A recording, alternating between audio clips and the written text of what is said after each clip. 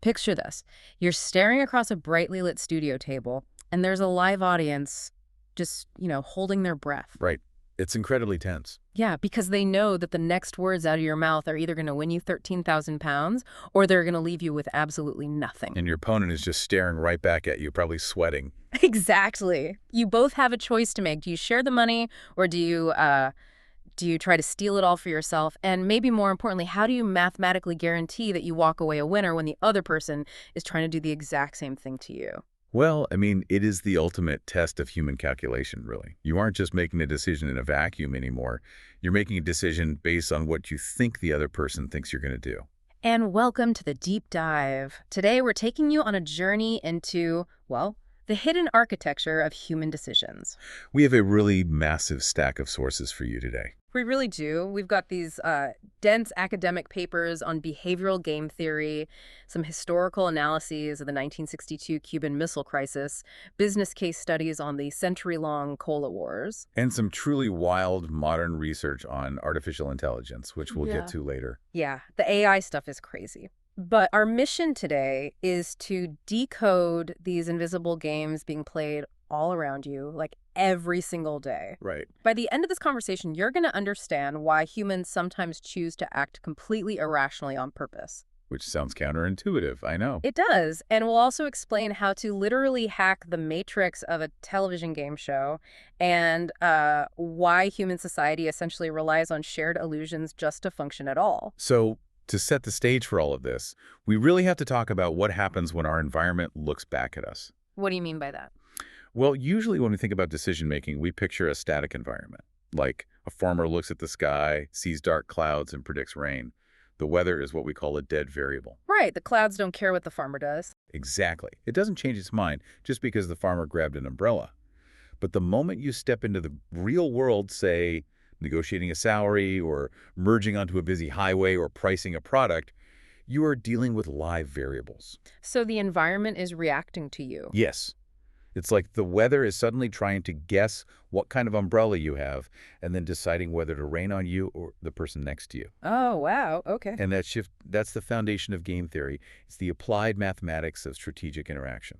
Okay, let's unpack this because the material starts with probably the most famous model of this strategic interaction, the prisoner's dilemma. Right, a classic. And it shows how two perfectly logical players can make decisions that lead to just an absolute disaster for both of them. It perfectly illustrates the trap of pure rationality.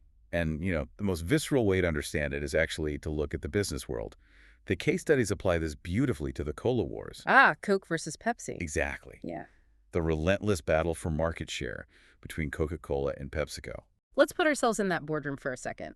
Summer is coming, and both Coke and Pepsi are trying to figure out their pricing strategy. Right. They essentially have two choices, right? They can keep their prices high, or they can aggressively lower them to try and steal thirsty customers from the other side. And if we map out the consequences, the most profitable scenario for everyone is cooperation.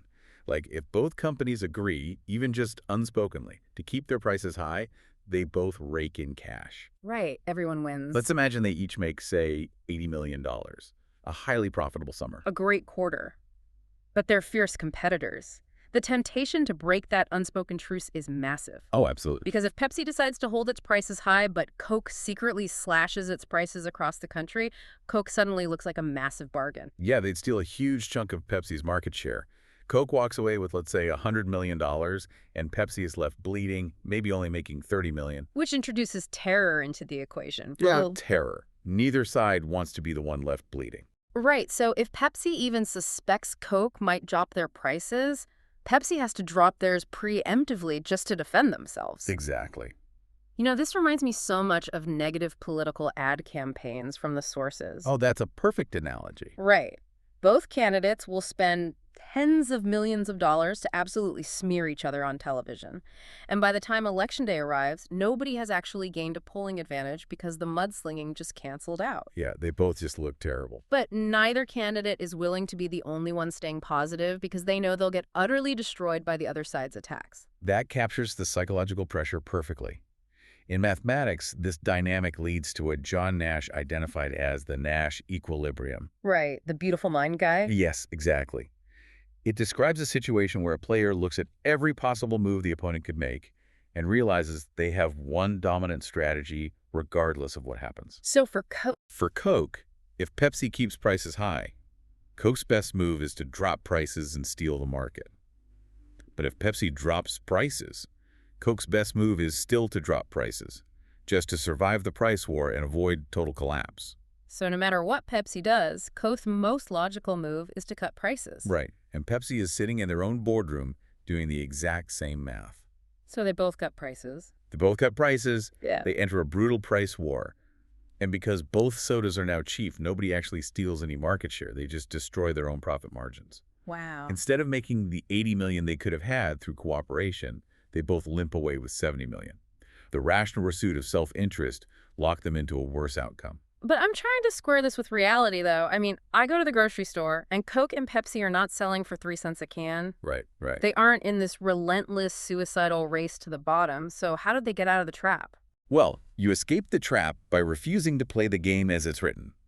The case studies show that these beverage giants realized price wars were a path to mutual destruction. So what did they do? They pivoted to non-price competition. Instead of fighting over pennies, they poured billions into brand identity, marketing campaigns, and new product lines. Like zero-calorie options or energy drinks. Exactly. They created a world where a loyal Diet Coke drinker simply won't switch to Diet Pepsi just to save a nickel. Yeah. By building emotional brand loyalty, they altered the underlying math. Oh, so they changed the game. They changed the parameters so the Nash equilibrium no longer forced them to the bottom. So if you realize you're in a trap, one option is to completely rewrite the rules of your industry. Right. But what if you don't have decades to build brand loyalty? What if you're stuck inside the trap right now and you have to find a way out? That brings us back to that British TV show we mentioned earlier, Golden Balls. The Split or Steal finale. It is just a stunning real-world application of game theory under intense pressure. Oh, it's brilliant. The setup is a pure, unadulterated prisoner's dilemma. 2 contestants, Nick and Ibrahim, are sitting at that table. There's a jackpot of over 13,000 pounds between them. A lot of money. Right. And they each have 2 hollow spheres in front of them. One has the word split inside, the other says steal. They have to secretly choose one and reveal it at the same time. And the payout structure is practically designed to breed betrayal. Yeah. If they both choose split, they split the money evenly. A happy ending. Right. But if one chooses steal and the other chooses split, the one who stole takes every single penny and the trusting player gets 0. Brutal. And here's the kicker. If they both get greedy and choose steal, they both walk away with nothing. Mutual destruction. Normally, contestants spend this negotiation period just desperately pleading with each other. They swear on their families, they make intense eye contact. Right, all trying to convince the other person, I'm going split, please trust me. Exactly. But Nick does something completely unhinged. He really does. He looks at Ibrahim and says, calmly and confidently, Ibrahim, I want you to trust me. I am 100% going to pick the steel ball. And the studio audience just audibly gasps. Ibrahim looks furious. He is livid because Nick follows it up by saying, but if you pick split, I promise you, I will split the money with you outside in the parking lot after the show. Yeah, and Ibrahim spends the next few minutes trying to talk Nick out of it, calling him an idiot, begging him to just play normally. But what's fascinating here is that Nick isn't being an idiot at all. Not at all. He is employing a highly sophisticated concept called a credible threat, combined with pre-commitment. Okay, break that down for us. So Nick realized that if he played normally and promised to split, Ibrahim would always have that nagging temptation to steal and take the whole jackpot. The temptation itself was the danger. So how does telling your opponent you're going to rob them actually help you? By announcing his unshakable intention to steal, Nick removed Ibrahim's steering wheel. Think about Ibrahim's options after Nick makes this declaration. Yeah. If Ibrahim believes Nick is truly going to steal, Ibrahim's own steal ball becomes financially worthless. Because steal versus steal equals 0. Wow. So Ibrahim realizes that trying to be greedy will just guarantee his own destruction. Precisely. Nick cornered him. Ibrahim's only logical move left his absolute only sliver of hope of seeing a single pound was to play his split ball and pray that Nick was an honest guy who would share the money off camera. That's genius. By taking away his own ability to back down, Nick forced Ibrahim to cooperate. And when they finally pop the balls open, the real genius of it is revealed. Nick hadn't chosen steal at all. No, he hadn't. He had chosen split the entire time, and Ibrahim had also chosen split because he felt he had no other choice. They shared the money on live television. Nick bypassed the psychological trap. He didn't ask for trust. He made betrayal mathematically useless. So Nick solved the trap by essentially speaking first and locking in his move. Yes. But what happens in a game where you don't reveal your choices at the exact same time? What if you actually take turns? And what if the stakes aren't a television jackpot, but global nuclear annihilation? Right. We're moving from simultaneous games into sequential games. And the most intense sequential game in human history was the Cuban Missile Crisis in October 1962. Absolutely.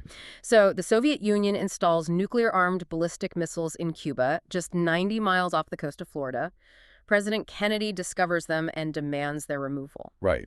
Now, for decades, political scientists have modeled this using a game called chicken. You know, the analogy where two teenagers drive their cars directly at each other toward a cliff, waiting to see who loses their nerve and swerves first. But the analysis we looked at points out a critical flaw in that analogy. What's this? Well, chicken assumes both drivers are stepping on the gas at the same time, totally blind to the other's real-time decisions until the very last second.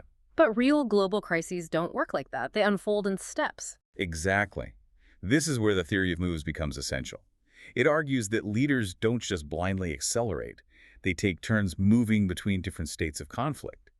And they do so by constantly looking into the future. So instead of looking at a grid of ones and fours, let's look at the actual nightmares and dream scenarios for both Kennedy and Soviet Premier Khrushchev.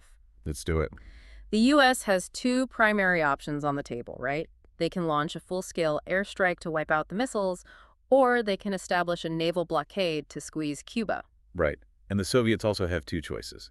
They can angrily maintain the missiles, or they can withdraw them.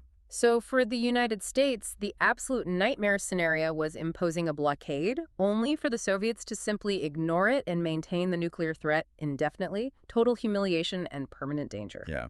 And for the Soviets, their ultimate nightmare was maintaining the missiles and triggering a U.S. airstrike, which would almost certainly spiral into full-scale nuclear war. And the dream scenarios. Well, the U.S. dream was an airstrike that cleanly removed the threat and forced a total Soviet defeat.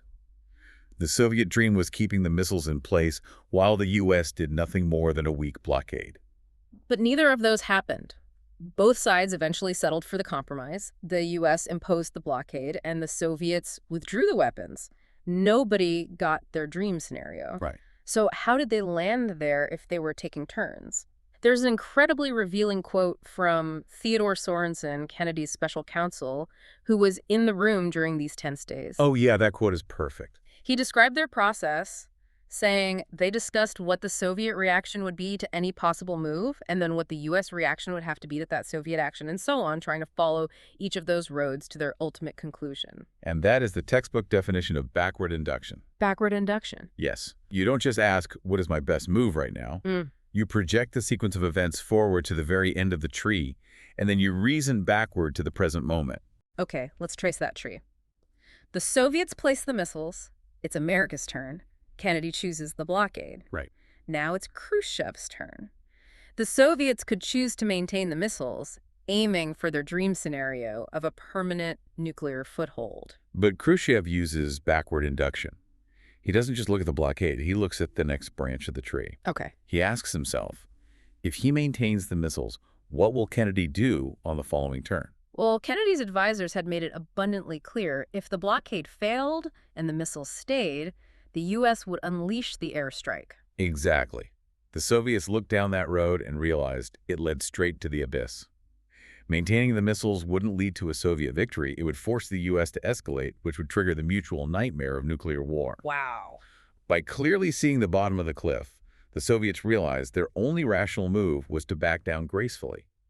They chose the compromise because backward induction proved that aggression led to annihilation. Here's where it gets really interesting, though. The entire peaceful resolution of the Cuban Missile Crisis relied on these leaders perfectly projecting moves and countermoves deep into the future, like flawless calculation. Right. But my question is, do normal human beings actually think like that? We like to think we do, but behavioral game theory suggests otherwise. Classical theory assumes we are hyper-rational supercomputers with infinite foresight. Which we definitely are. No. Behavioral theory looks at how messy, tired, and emotional human brains actually process these problems. There's a study from the sources that just completely shattered my confidence in human intelligence. The mouse lab experiment. Yes. So researchers had normal people sit at computers and play the exact kind of sequential turn-based games we just talked about.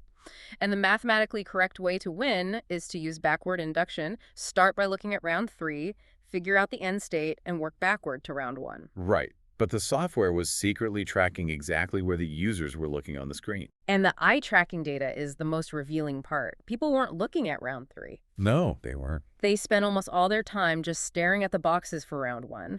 Some participants never even moved their eyes to the third round consequences. It reveals a profound limitation. Our short-term memory simply cannot hold that many diverging branches of logic at once. It requires immense cognitive effort to hold a counter move in your head without losing track of the starting point. It's exactly like when I try to play chess. I sit down, determined to think 4 moves ahead. I say, okay, if I move my knight, she moves her bishop, then I move my pawn. Yeah, and then what happens? And by the third mental step, my brain literally hurts. The board gets blurry in my mind, so I just give up and look at the piece my opponent just touched. Exactly. That cognitive fatigue is universal. And researchers found a fascinating way to measure exactly how deep our strategy usually goes. It's a puzzle called the beauty contest game. Let's play it right now. How does it work? Okay, imagine I ask a room of 100 people to pick a number between 0 and 100. The winner of the game is the person whose guess is exactly 2/3 of the average of everyone else's guesses. Okay, let me think through this in real time. If everyone in the room just guesses completely randomly, the average of all the numbers will be 50. Right. So to win, I need to guess 2/3 of 50. That's roughly 33. So my guess is 33. A solid level 1 strategy. But wait, what if everyone else in the room is just as smart as you? What if they all do that exact same math and they all guess 33? Oh. Well, if everyone guesses 33, the new average is 33, so I shouldn't guess that. I should guess 2/3 of 33. Which is 22. You've reached level 2. Yeah. But if everyone realizes that, the average drops to 22. So you should guess 2/3 of 22. Which is about 15. And it just keeps unraveling. Yep. The number keeps getting smaller and smaller the further down the rabbit hole I go. If you follow that logic all the way down, if you assume infinite reasoning from everyone in the room, the only mathematically stable answer is 0. A perfectly rational supercomputer guesses 0. But if I play this in a real room full of real people, 0 is never the winning number because people don't think that far down the chain. Exactly. Real-world data from playing this game shows that most humans do the math once, maybe twice, and then their brain says, good enough. So we really are limited. Very limited. Researchers calculated the average number of thinking steps humans take in these strategic interactions. Yeah. They call it the tau value. The average tau for a human being is 1.5. 1.5 steps. Yes. That is honestly terrifying considering we drive cars in electric governments. Yeah. We are barely thinking past our own noses. We are bounded by our cognitive limits, but we're also heavily influenced by something pure math ignores entirely: fairness and emotion. We evaluate intentions, not just outcomes. The ultimatum game is the perfect example of this from the sources. If I have $10 and the rules say I have to offer you a split, I can offer you anything, 1 penny or $5. You can choose to accept the money or you can reject it. But if you reject it, the game ends and we both get absolutely nothing. From a purely mathematical, robotic standpoint, you should offer me a single penny and keep $9.99 for yourself. And you should accept the penny. I should accept that penny. Why? Because 1 penny is mathematically greater than 0 pennies. But if you actually offered me a penny, I would tell you to go jump in a lake. I would reject it out of pure spite, knowing it costs me a penny, just to watch you lose your $9. And thousands of experiments show you are not alone in that.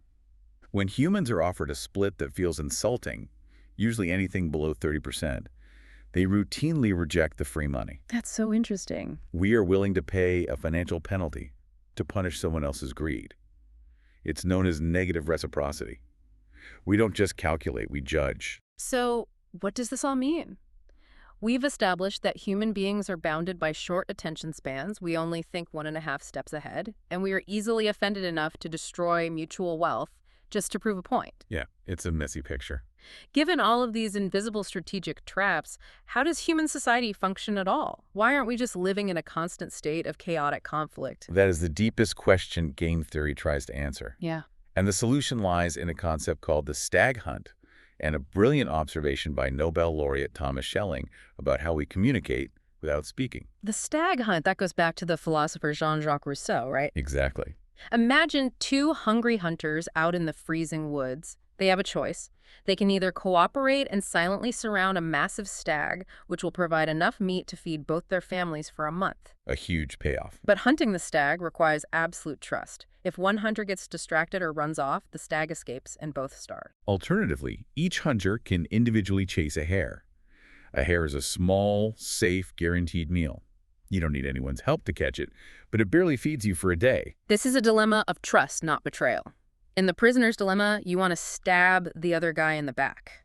Here, you genuinely want to hunt the stag together. Right. The obstacle is fear.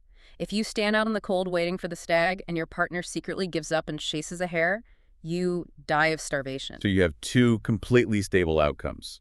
A good equilibrium, where you both trust each other, wait for the stag, and thrive.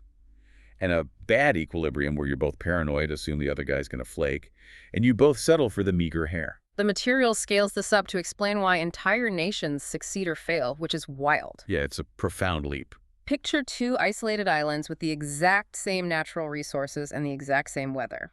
On one island, the Good equilibrium. Trust each other. Right.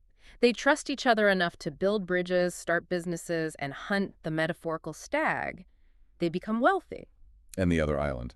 On the other island, the culture expects betrayal and aggression.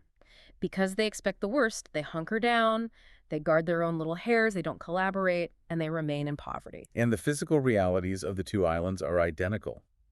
The only difference is the cultural expectation. Thomas Schelling observed that when humans are faced with multiple possible outcomes and no clear mathematical winner, we look for clues in our environment to coordinate our behavior. Right. He called these focal points. I really struggle to buy this, though. I mean, if everything just comes down to cultural focal points and shared trust, why do we need laws? What do you mean? Why do we have police officers and judges and massive books of regulations if we can just naturally coordinate? Well, if we connect this to the bigger picture, the laws are the focal points. Think about two people arriving at a four-way stop sign at the exact same millisecond. Who goes first? Pure mathematics has no answer. If they both go, they crash. If they both wait, they sit there forever. They need a tiebreaker. So society just invents a rule. The person on the right has the right of way. Yes. The rule itself is completely arbitrary. There's no law of physics that says the right side is better than the left. But we need an arbitrator to solve the puzzle. I see. This scales up to everything. Why do people listen to a judge in a courtroom? Why do we respect a piece of paper with a property deed written on it? Because authority is essentially a shared public illusion. We all collectively agree to believe in the illusion. Exactly. We believe in the illusion of the law because it acts as a giant focal point. It helps us bypass the math problem so we don't destroy each other trying to figure out who gets to cross the intersection. We follow the rules not because they are handed down by the universe, but because we desperately need everyone else to know what the rules are. It is the strategic architecture of civilization. So, as we wrap this up, the next time you're out navigating the world, look at your own life through this lens. When you're haggling over a used car, trying to figure out if the dealer knows something you don't, you're playing these games. Yeah. When you're deciding whether to trust a new coworker with a fragile project, you're standing in the freezing woods deciding whether to hunt the stag.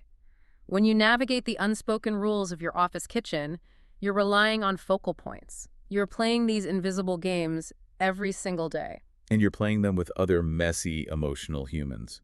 Mm-hmm. But I want to leave you with one final thought from the artificial intelligence research we examined. Oh, right. The paper on large language models playing these games? Yes. Computer scientists are now testing how modern AI plays classic games, like the prisoner's dilemma. And they discovered something deeply unsettling. Which is? The AI's strategic behavior completely shifts depending on the language of the prompt. If you ask the AI to play the game in English, it makes certain strategic choices. But if you prompt the exact same AI in French or Mandarin, its rate of cooperation or betrayal changes entirely. Because the AI learned how to think by absorbing the massive amounts of cultural text it was trained on. Exactly. It absorbed the cultural focal points embedded in the grammar and history of those specific languages. Which raises a monumental question. As we begin handing over real-world systems to artificial intelligence, like global shipping logistics, autonomous driving networks, even cybersecurity grids, we aren't just programming math. We're programming our own cultural blind spots. Right, our historical paranoias and our specific focal points into the machines. And when those machines start playing these strategic games against each other at thousands of times human speed, whose cultural rules will actually win? It makes you rethink everything. We started this deep dive imagining you're playing a complex game of chess. But the board is shifting, the human pieces can only see 1.5 squares ahead, and now we're building automated pieces that are playing games we might not even realize have started. Good luck out there.